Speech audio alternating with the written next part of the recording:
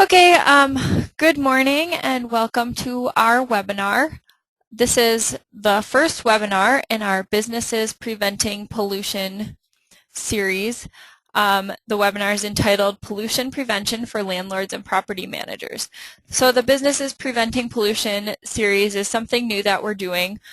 We had been doing and are still doing the Environmental Matters webinar series, and that is intended to be for sort of individuals, just for their information about different environmental topics. So we do some suggestions, like we had one on salt, suggestions on how to prevent pollution in the home, but also some more informational ones, like we'll be doing one on climate change. We did one on trees, so not all of them are really suggestions. Like I said, some are just informational. So the Businesses Preventing Pollution are meant to be more of suggestions for things that commercial and industrial entities can do to decrease the amount of pollution that they're causing, or I guess prevent pollution from happening in the first place. So let's get started. Just a quick overview of what we'll be talking about. The first thing that we'll be talking about is winter maintenance, then landscaping, waste disposal, pet waste, recycling, composting, and efficiency. And I chose these different topics because they are all things that have areas for different businesses to improve upon, but also because we have had some complaints about rental properties with some of these things. So pet waste is a good example. We've had calls about excessive pet waste left in people's yards, and it's been on rental properties. So we found that, in some cases the renters don't really take as good of care of the properties that they're renting as they would if they maybe owned the home. So that's why I wanted to do the one for property managers and landlords and cover some of these different topics. So we'll get started with winter maintenance. So first of all, the City of Superior has an ordinance that states that snow and ice must be removed from the sidewalk 48 hours after the snow event. So you have to remove the snow and ice. If there's a complaint, the code compliance officer investigates it. And they go out and they see, yep, they didn't remove the snow and ice, or yes, they did remove the snow and ice, there's nothing to do. If you haven't removed the snow and ice, the city will send you a postcard, and you have 3 days to comply with the postcard and remove the snow and ice. If you don't do it in that time, the city can hire contractors to remove it, and they'll charge an administrative fee of $150 plus the cost of removal.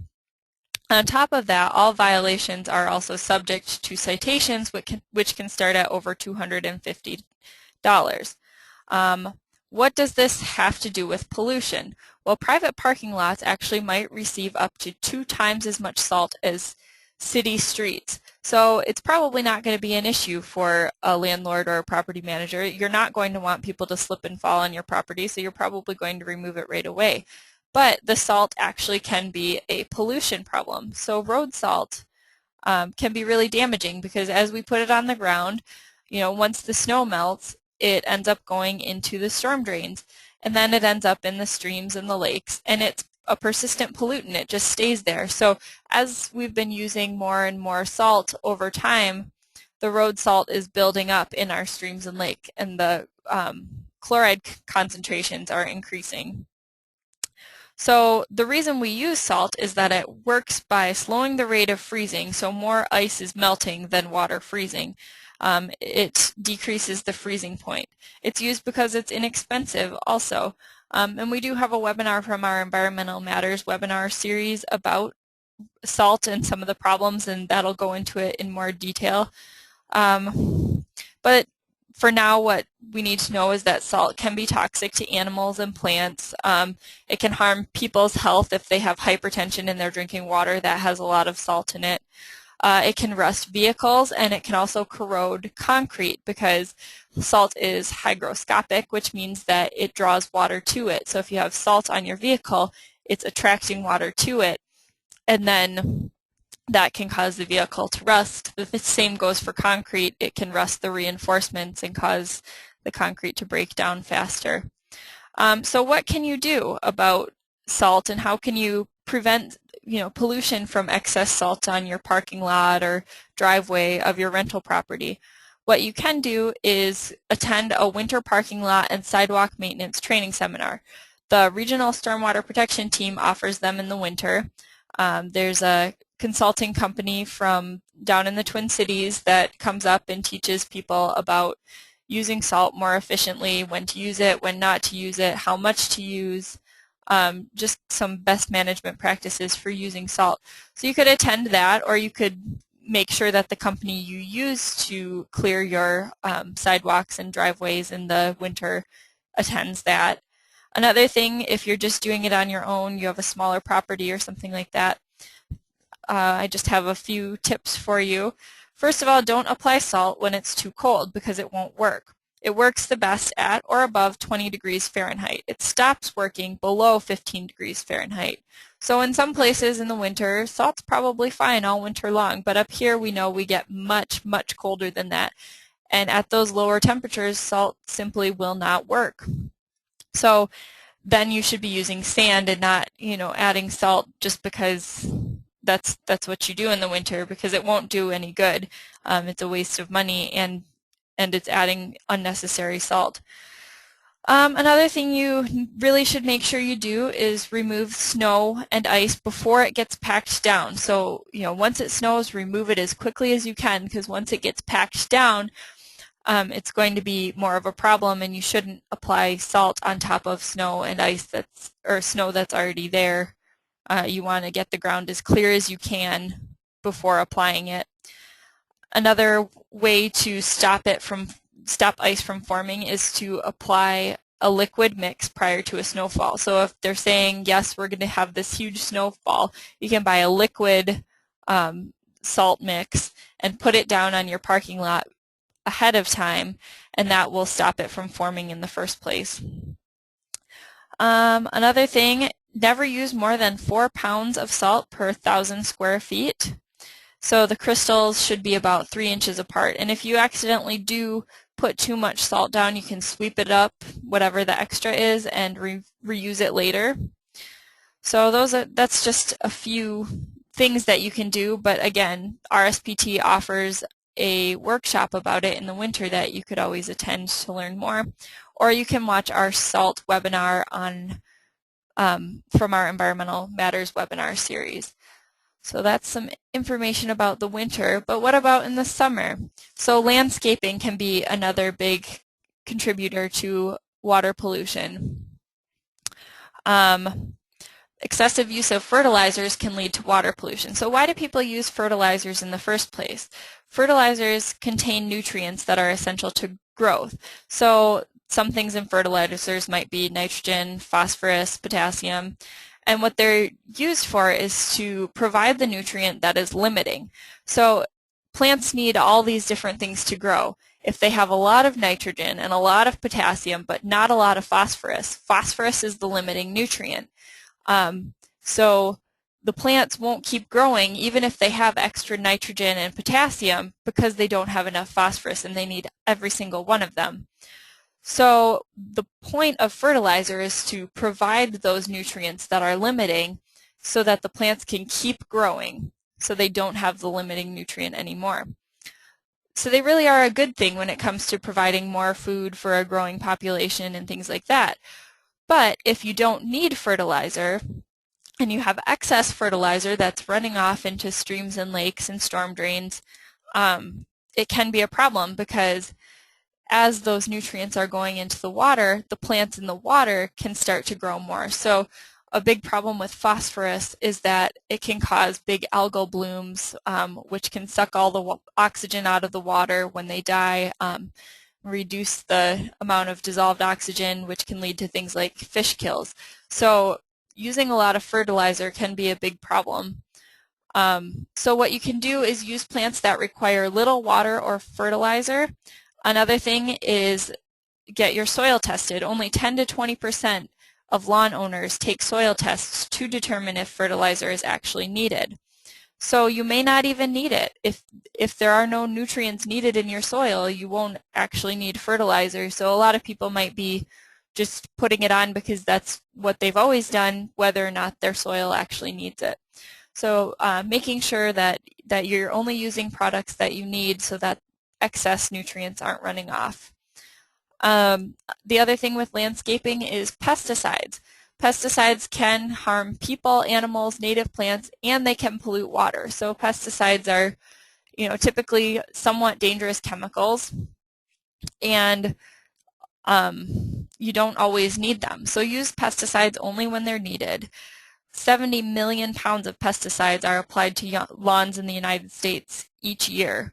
So if pesticides run off, they can kill aquatic organisms or impair their health or growth or their ability to reproduce. And in drinking water, they can harm human health.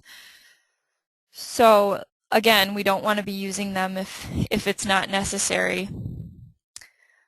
RSPT, again, the Regional Stormwater Protection Team, offers turf grass maintenance with reduced environmental impacts training in the spring. So there was one held this spring, and they have certifications by the Minnesota Pollution Control Agency on knowing how to maintain turf grass and how to be landscaping with less environmental impacts. So you can find out if you have someone who takes care of your property's landscaping, you can find out if that company is certified, or you can attend the training yourself.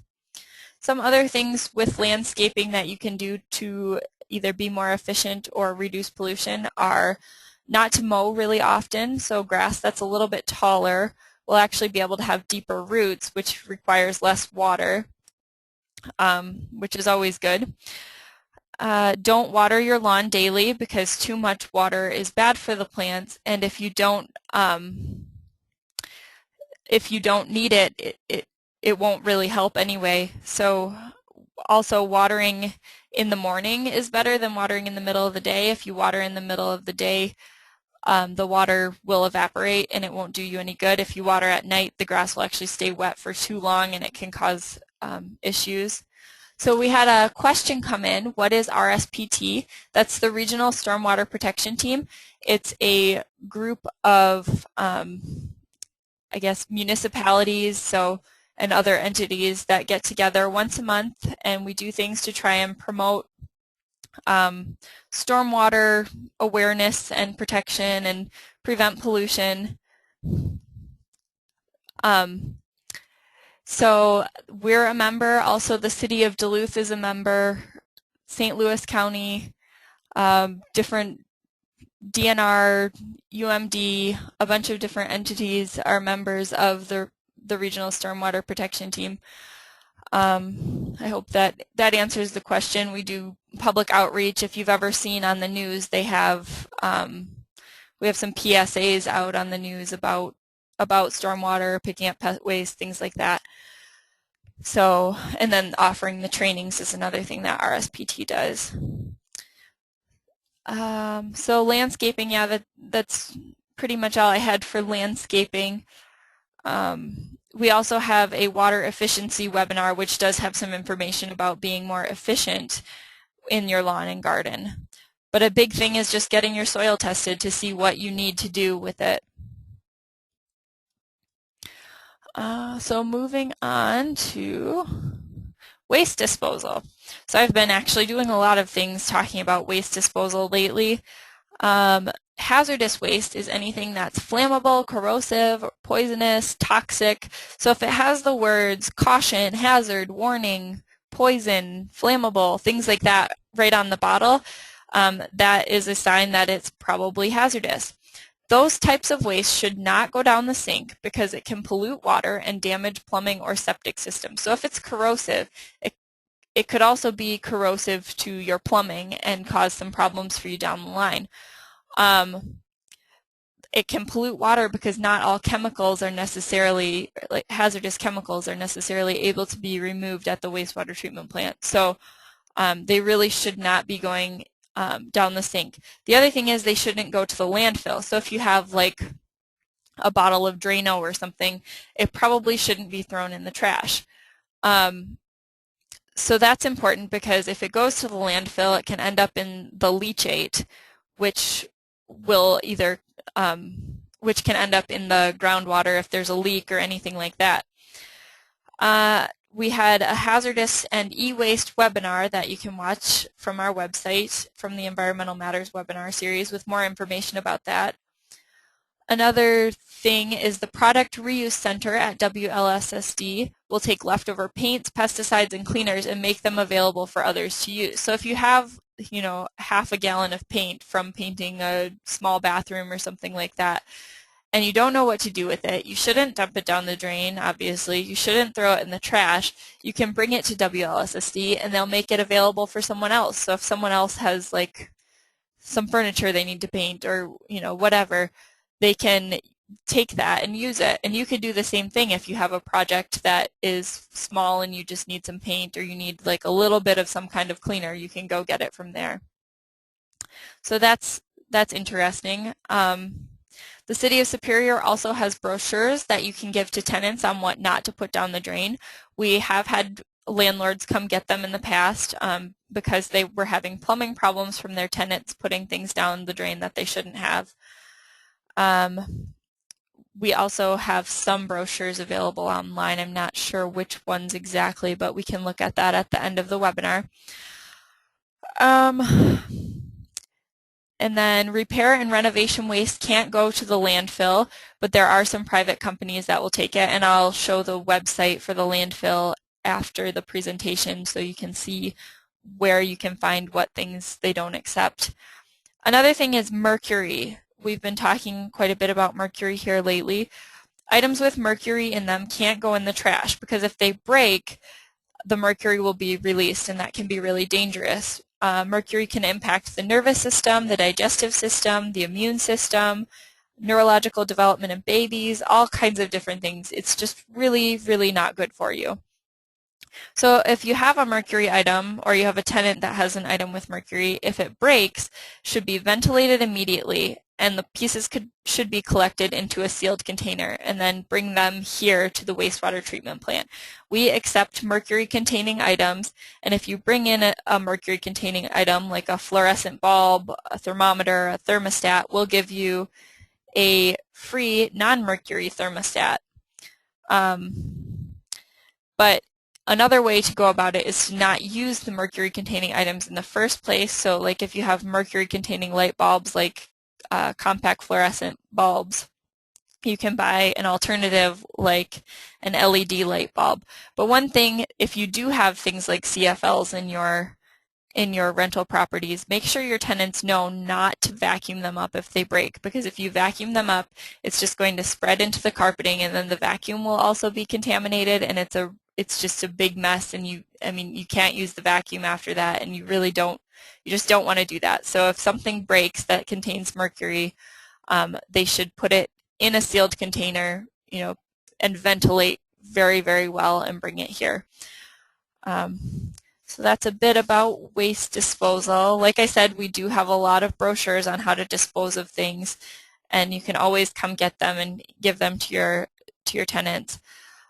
They may not know what kinds of things can and cannot be flushed. There's a video also that I'll show you how to find after the presentation that talks about different things that shouldn't be flushed. And I actually used to work in housing at a university, and we had problems all the time with students flushing things like Q-tips. So people don't realize necessarily that just because something is made out of paper that it can't be flushed.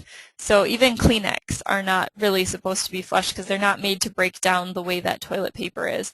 So that's a really important thing to talk to people about. We have people flushing things like Q-tips, feminine hygiene items, diapers, stuff like that. So I'll show you the video or where to find the video at the end of this to make people aware of it. Pet waste. Pet waste is a problem for us. There's an ordinance about pet waste, and you can view it if you go and look online at the ordinances. Pet waste left on the ground can lead to beach closing, algal blooms, and fish kills. Pet waste can be really dangerous if it's left on the ground, especially if there are small children playing nearby. You won't want them to touch it because there are all sorts of bacteria and diseases that can be spread through pet waste.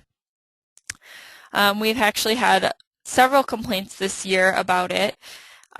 Some were rentals. So what happens if there's an excessive amount of pet waste on the ground? A code compliance officer or animal control officer will investigate the complaints. So what happens is they have 72 hours to investigate and take pictures to determine if it's a health hazard. Then you'll receive a notice to correct it with a reinspection date in 5 to 7 days. If there's no progress when they go back to check in 5 to 7 days, you'll get a notice of intent to cite with inspection. So the city can send a company in to remove it and charge the owner for it. So if you have tenants with pets, make sure that they're picking up their pet waste. One way to do it is to set up a pet waste digester. So this would be something that would be in the yard, away from any sort of gardens or water supply.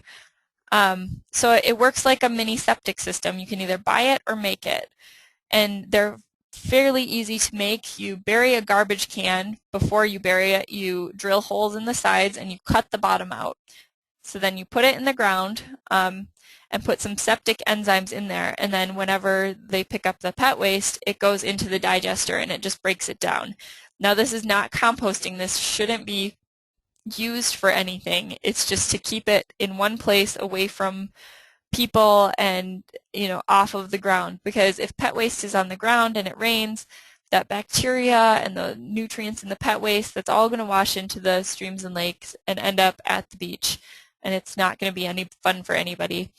The other thing, if you don't want to have a pet waste digester in your yard, you could have residents use biodegradable bags to pick up the waste and throw it away. And here at the wastewater treatment plant, we actually have little leash attachments where they hold some biodegradable bags that they can attach it to the leash. So if they're on a walk or they have their dog on a leash, when they let it out into the yard, they can pull a bag out of the leash attachment, pick it up, and then just toss it. It's better than leaving it on the ground. So pet waste is really important, not to have that lying around. Recycling. I'm not going to cover too much about this. People know a lot about recycling already, but there is curbside recycling provided by Douglas County. You can purchase recycling bins at the government center. There's a recycling schedule on the Douglas County website. The recyclables must be rinsed clean. That's very important. Glass, metal, paper, and cardboard and aluminum are recyclable. Plastics number 1 and 2 are accepted, and those are fairly common plastics. I think soda bottles are one of those. A lot of things would be able to be recycled. So that just decreases the amount of waste that's going into the landfill. And if you do have like a big dumpster for your tenants that you have to pay to have picked up, it's better to have less waste going into that dumpster, so you have it picked up less often. And the next topic will also cover something related to reducing waste. So composting. If you compost food waste, it reduces the trash going to the landfill and decreases the amount of methane that's created. So the types of things that can be composted are fruits and vegetables and yard waste. You can't do things like meat and bones and fats and grease. Those shouldn't go in there. The other great thing about composting, besides the fact that it just reduces the stuff going to the landfill, is that it can be added to soil in place of fertilizers. So once it's broken down in the compost bin, you can use the stuff that comes out of the compost bin instead of fertilizers. Just add it to your soil because it's got all sorts of good nutrients from the food that's breaking down. So you can either purchase one, and they're not super expensive. We actually sell them here for $40 with tax included, so that's a pretty good price. But you can also make one with a trash can that has a locking lid. You just drill holes in the sides, lid, and bottom, and then you make a platform so that things can drain from the bin, and then you just turn it on its side and roll it every few days. And yeah, we also have a compost webinar that is at our website that you can watch if you want more information about that. or just Googling it. Honestly, you can find all sorts of information about it. And we have compost brochures as well if you're interested in that. We'll also be having a composting food waste webinar with Susan Darley Hill of WLSSD in October. And food waste can be dropped off at WLSSD or several locations in Duluth. And I have a map. Let me see if I can get it to go. Okay. A map of where those locations are. Yeah, so this gives a list of the location, and this can just be found at the WLSSD website. So there are a few places in Duluth where you can suggest that your residents bring food waste if you don't want to just try composting on your own. That's a good alternative. Efficiency. So this is not as directly pollution prevention, although some of them are. One thing you can do, just easy tips, use rain barrels for lawn and flower gardens. So they shouldn't be used for vegetable gardens because there's all sorts of stuff that water could pick up on your roof. Not necessarily, but it could. And so you don't really want to use that on vegetables. But on flower gardens, it's fine, and on your lawn, it's fine. So the purpose of rain barrels is to reduce the amount of stormwater running off of your roof and put that water to good use so you don't have to, pay for as much water. Avoid watering daily and water in the morning only. We already talked about that. Landscaping can save energy, reduce noise, and increase property values. So that's actually referring to trees. Trees can save energy because they shade properties in the summer and they block the wind in the winter. Mature trees can also reduce street noise by up to 50% and save money by protecting things like asphalt and increasing property values. So it's been found that having mature trees actually increases the property values. So if you do have a property that you're thinking about selling in the future, planting a tree could really help with that. We do have a webinar called Terrific Trees from our Environmental Matters series if you want more in-depth information about that as well. We also have a water efficiency webinar that I think I mentioned previously that you could look at. Another thing with efficiency is to replace broken appliances and fixtures with water efficient models or energy efficient models. Anything that's Energy Star or Water Sense labeled are more efficient. They might also be more expensive, not necessarily, but it could pay off with the reduced energy and reduced water over time. Water Sense labeled appliances have to have 20% greater water efficiency than this. I think it's than the market standard.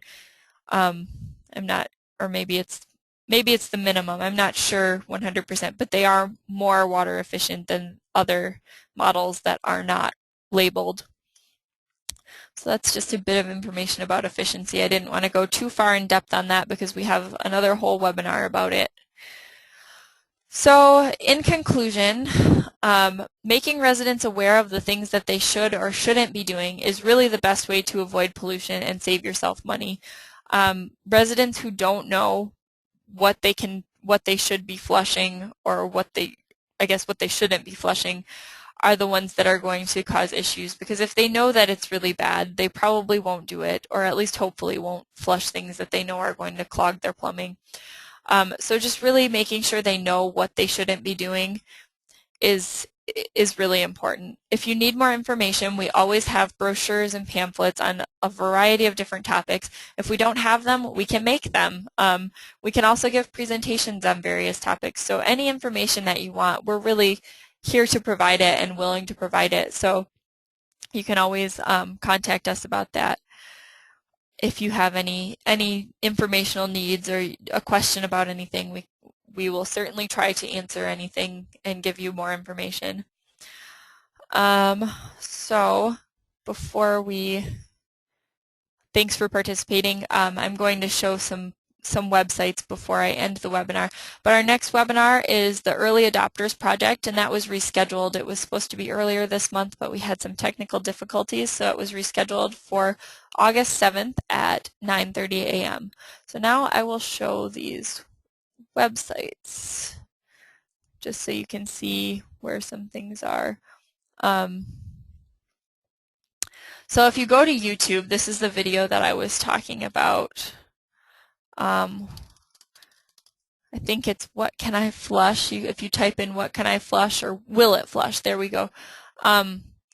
It's this video, will it flush, and they try a bunch of different things to see if they'll flush. And at the end you'll see that a lot of things that you may have thought could flush can't. So it's pretty interesting. So there's that. The Superior Stormwater blog, this is our blog. We post things on it at least once a week. It also has our Twitter feed on there. You can go on here to see what Environmental Matters webinars we have, and you can actually register from here or view the archived ones from here. Our Business is Preventing Pollution, which is one of the webinars you're attending currently. You can see all of the registration links on there as well. Information about our compost bin sale is here. This is probably not as relevant, but if you want to look at pictures about water drawn by kids, it's pretty interesting. Pharmaceutical information. Residents also should not be flushing pharmaceuticals, so that's good information too. This is just a list of people who you can contact for various water-related questions, who to call basically. Calendar of events, things that we have happening, presentations, webinars, where we'll be if you have questions, things like that. And educational material, this is the one I really wanted to talk about. We have some different educational material posted on this website that you can download and print. If you don't want to download and print it, you can also come here and get it from us, and we'll give it to you. Just let us know what you're looking for, and we'll try and get it for you. This is our Twitter feed. We post information on here fairly often. So City of Superior, our account is Superior ESDPW for Environmental Services Division of Public Works. Our Facebook page, we post information on there as well. City of Superior Environmental Services Division. We also have City of ci.superior.wi.us/ESD. Okay, I thought that would take us to our page, but I guess it didn't for some reason. So you can get to our web page by going to Public Works, Environmental Services Division, and then there's a million other things on here if you need any information, as well as our phone number right here. You can just ask for Jillian or Wendy, and we will help you out with whatever you need. And then finally, the last website I wanted to show was the landfill website. So if you just search for landfill at the city website, it will tell you the things that they accept, but also the items that they do not accept. So the items that are banned that I talked about previously. So there's also a reuse center at the landfill, which I don't think I mentioned before. So those are just some websites of interest if you have any questions. Thank you for participating in our webinar. Like I said, our next webinar is Early Adopters Project. If you have any questions, please let me know. You can contact me at edwardsj@ci.superior.wi.us, or you can always call 715-394-0392. Our office is open from 8 to 4:30. If you ever need any sort of information, call us and let us know, and we can have it ready for you if you want to come during business hours, or we can make arrangements if we absolutely need to provide things to you in some other way. So just let us know if you have needs for brochures or things like that to give to your tenants. Like I said, we're always willing to try and help. So I hope you enjoyed it, and thank you for attending.